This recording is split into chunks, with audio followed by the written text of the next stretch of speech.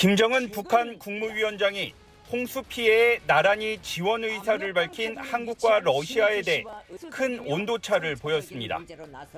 김 위원장은 푸틴 러시아 대통령에 대해 가장 어려울 때 진정한 벗에 대한 특별한 감정을 충분히 느낄 수 있었다며 고마움을 표했습니다. 앞서 푸틴 대통령은 피해 복구를 위한 인도주의적 지원을 신속히 제공할 용의가 있다고 표명한 것으로 전해졌습니다. 한국 정부 역시 지난 1일 대한적십자사를 통해 구호 물자 제공을 제의했지만 북한이 단호히 거부했습니다. 인도주의와 동포애의 견지에서 북한의 이재민들에게 긴급히 필요한 물자들을 신속히 지원할 용의가 있습니다. 김 위원장은 한국 언론의 수해 관련 인명피해 추산 보도에 불쾌감을 표하며 적은 변할 수 없는 적이라고 대남 비난을 쏟아냈습니다. 지원받는 거에 대해서 부담을 느낀 거는 그 이전 정부 때나 지금이나 마찬가지일 테고 밀접한 그런 유대를 과시하고 있는 상황이죠.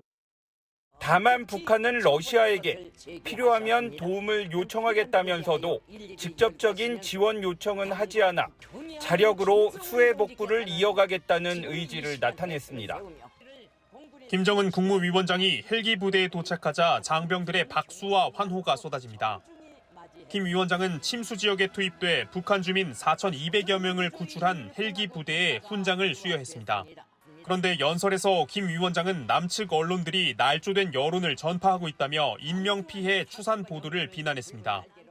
남측이 인명피해가 1,500명이 넘을 것이라고 보도했지만 침수 피해가 가장 컸던 신의주에서 인명피해는 정작 단 한 건도 없었다고 주장했습니다. 무력 선전에 집착하는 서울 것들의 음흉한 목적은 뻔하다고 까발키 씌었습니다. 적은 변할 수 없는 적이라고 하시면서 우리 정부의 수해 구호 물자 지원 제의에 첫 반응부터 적대감을 보인 겁니다.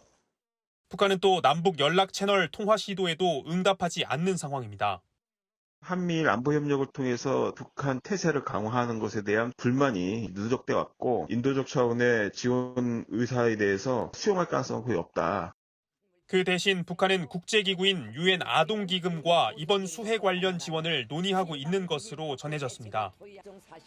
건물은 지붕 위까지 흙탕물에 잠겨 있고 논밭은 물에 잠겨 구분하기 어렵습니다. 이번 장마로 압록강이 범람하면서 하류에 위치한 신의주시와 의주군에서는 4,100여 세대와 900만 평의 농경지가 잠겼습니다.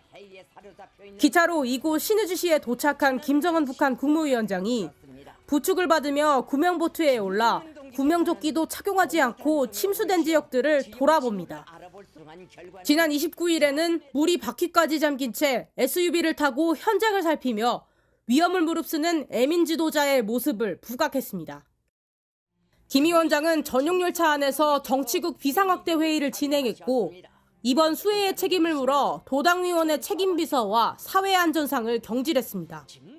용납할 수 없는 인명피해까지 발생시킨 대상들에 대하여서는 엄격히 처벌할 것을 제기하셨습니다. 이틀 동안 진행된 이번 비상확대 회의에서는 평안북도와 자강도의 복구를 위해 국가적 역량을 총집중하는 결정서를 채택했습니다. 수해 피해의 심각성을 당정군 모두가 인식이 필요하다는 측면, 주민들의 결집을 이끌면서 제2, 제3의 피해를 막겠다는 의지가 담겨 있는 것이 보이고 이번 침수로 피해를 받은 주민들은 현재 임시 텐트에 기거하는 것으로 전해졌습니다.